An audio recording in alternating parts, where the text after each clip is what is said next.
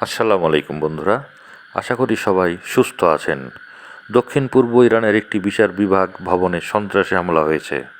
বন্দুকধারীরা 5 বেসামরিককে হত্যা করেছে। আহত হয়েছেন 13 জন, তবে সংখ্যাটি প্রায় প্রাথমিক।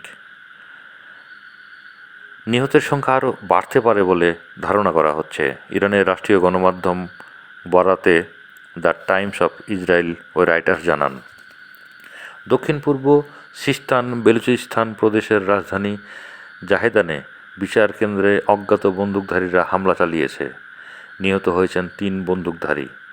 বন্দুকধারীদের নিহতের বিষয়টি ধরাশায়ী ঘেরা, কিন্তু সূত্র বলছে হামলায় তারপর নিজেরাই আত্মহত্যা করেছেন। পৃথকভাবে সরকারি আইআরএনএ সংস্থার জানিয়েছেন, ইসলামিক রেভলিউশনারি গার্ড কর্পসের আঞ্চলিক সদর দপ্তর হামলার সময় 3 হামলাকারী নিহত হওয়ার তথ্য নিশ্চিত করেছেন। Deputy police commander Ali Reza দালিলির মতে, হামলাকারীরা দর্শনার্থীদের ছদ্মবেশে ভবনে প্রবেশের চেষ্টা করেছিল। তিনি আরও বলেন, হামলাকারীরা একটি গ্রেনেড ছুঁড়ে মারলে যার ফলে ভেতরে থাকা বেশ কয়েকজন নিহত হয়। তাদের মধ্যে 1 বছরের শিশু এবং শিশুটির মাও ছিলেন। ইরানি গণমাধ্যমের মতে, একটি জিহাদি গোষ্ঠী জাইশ আল আদল এ হামলার দায় স্বীকার করেছেন। রাষ্ট্রীয় পুঞ্জ নিয়ন্ত্রিত আন্তর্জাতিক পরমাণু শক্তি সংস্থা আইএইএ এর পরে এবার ইসরায়েলকে হুঁশিয়ারি দিলেন ইরানের প্রেসিডেন্ট মাসুদ পেজিশকিয়ান।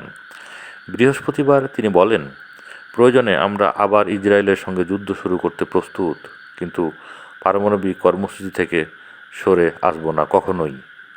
সে সঙ্গে ইরানের ধর্মীয় নেতা আয়াতুল্লাহ আলী খামেনি বলেন, একই মন্তব্য করেন। শান্তিপূর্ণ উদ্দেশ্যে ইরানের পরমাণু কর্মসূচি অনুষ্ঠিত হচ্ছে। দেশের বিদ্যুৎ উৎপাদিত যন্ত্রাংশ, কল কারখানা, স্যাটেলাইট উৎক্ষেপণ সকল ক্ষেত্রে ইরান পারমাণু শক্তি কাজে লাগিয়ে উৎপাদনের উন্নয়নের যাত্রাকে আরও বেগবান করবে। এই প্রতিশ্রুতি দেশটির প্রেসিডেন্টেরও। গত 13 জুন ইরানের রাজধানী তেহরান সহ একাধিক পারমাণবিক কেন্দ্রগুলোতে হামলা চালিয়েছে ইসরায়েলের যুদ্ধবিমান। এই অভিযানের পোশাকি নাম ছিল অপারেশন রাইজিং লায়ন। এর ফলে ইরানের 3টি পরমাণু কেন্দ্রে হামলা চালায় যুক্তরাষ্ট্র। আমেরিকার B-2 বোমারু বিমান ফেলা হয় বাংকার ব্লাস্টার সিরিজের সবচেয়ে শক্তিশালী বোমা GBU-57। 24 জুন ডোনাল্ড ট্রাম্পের উদ্যোগে যুদ্ধবিরতি হলেও ওয়াশিংটনের দাবি মেনে ইউরেনিয়াম সমৃদ্ধকরণে রাজি হয়নি তেহরান।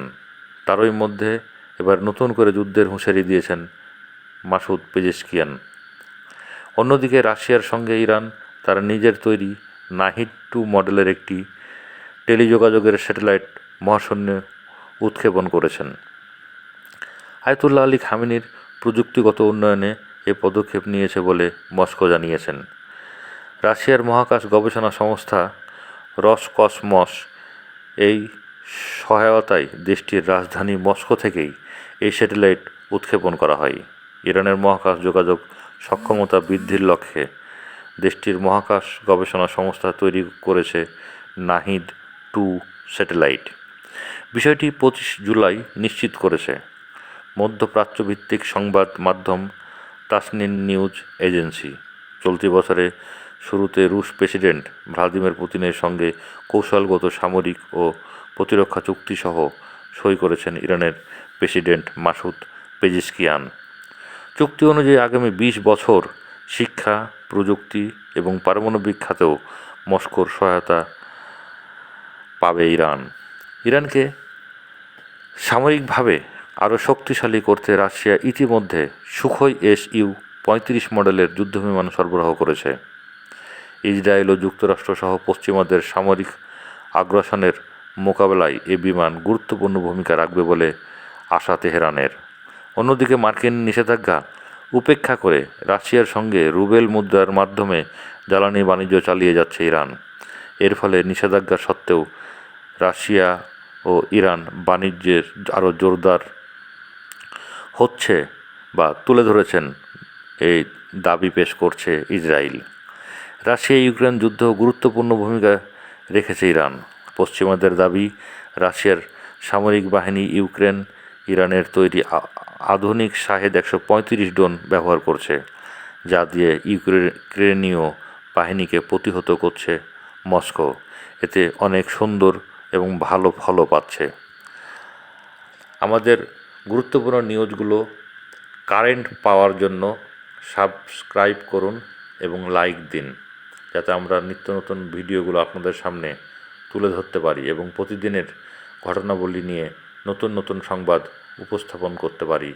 এই শুভকামনায় ভালো থাকেন। আল্লাহ হাফেজ। আসসালামু আলাইকুম বন্ধুরা।